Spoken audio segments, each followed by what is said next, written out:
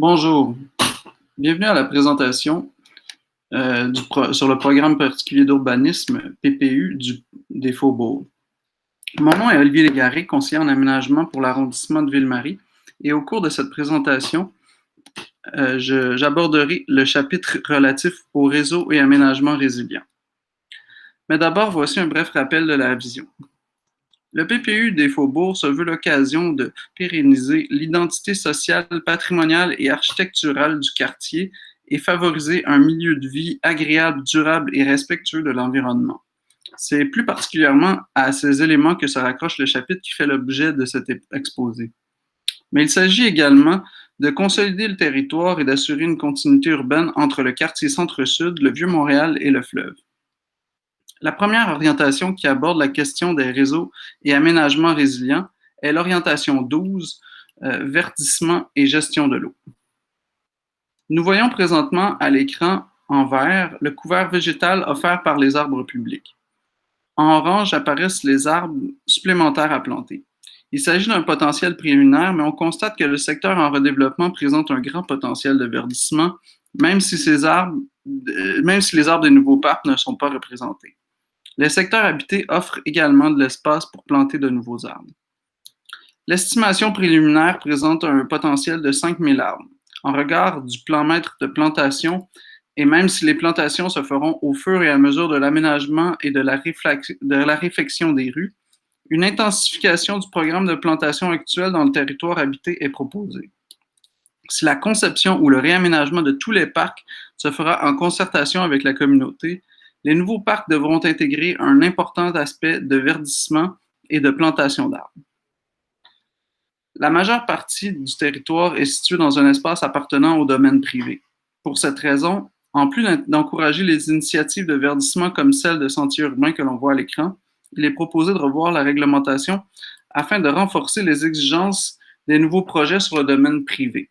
Donc, ça signifie d'abord en exigeant la perméabilisation et la végétalisation des espaces extérieurs tels que les cours et aires de stationnement. Sur les toits, autant pour les basilaires que pour les cours constituant des toits de stationnement sur des sites tels que Radio-Canada ou Molson, la viabilité du couvert végétal devra être assurée.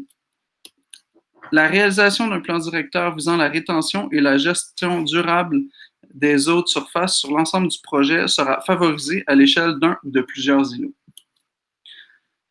Pour la rétention des eaux de pluie, la proposition de réseaux d'espaces verts et de lieux identitaires est également une opportunité à saisir. En effet, l'analyse de la topographie permet de cibler des points bas, soit les axes vers lesquels s'écoulera naturellement l'eau de pluie.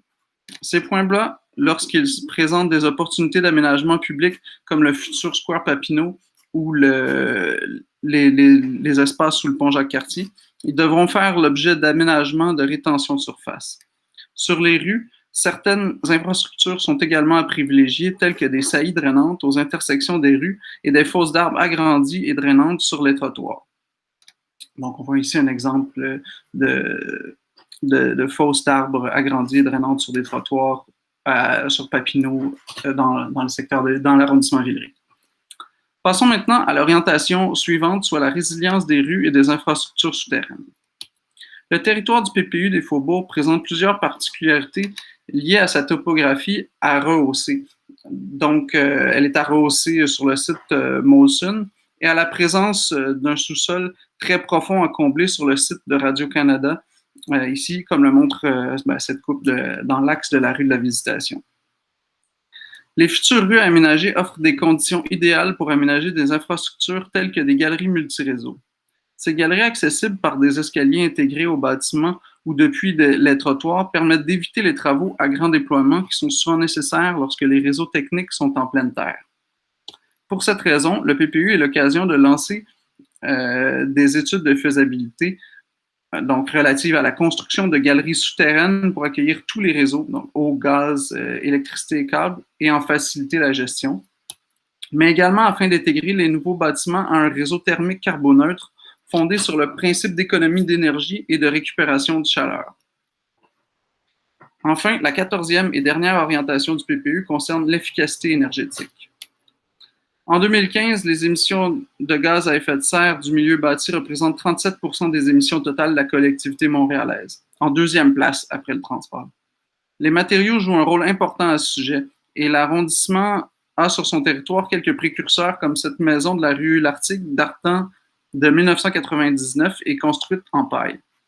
Les émissions du milieu bâti sont associées à l'énergie consommée par les bâtiments pour l'éclairage, la climatisation, le chauffage de l'air et de l'eau et l'utilisation de divers équipements. Pour cette raison, des mesures du PPU visent à augmenter l'efficacité énergétique au sein des bâtiments. Ainsi, les propriétaires des sites à redévelopper sont sollicités pour l'intégration des bâtiments à un réseau thermique carboneutre fondé sur le principe de valorisation des rejets thermiques tel que mentionné précédemment.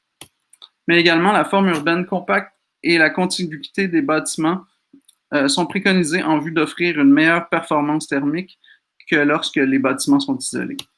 La construction ainsi que la rénovation à haute performance énergétique sont favorisées. Enfin, l'implantation d'un monitorage de la consommation énergétique dans chaque bâtiment pourra également être encouragée. Je vous remercie d'avoir écouté cette présentation et je vous invite à soumettre vos questions et vos mémoires afin d'enrichir le projet de PPU.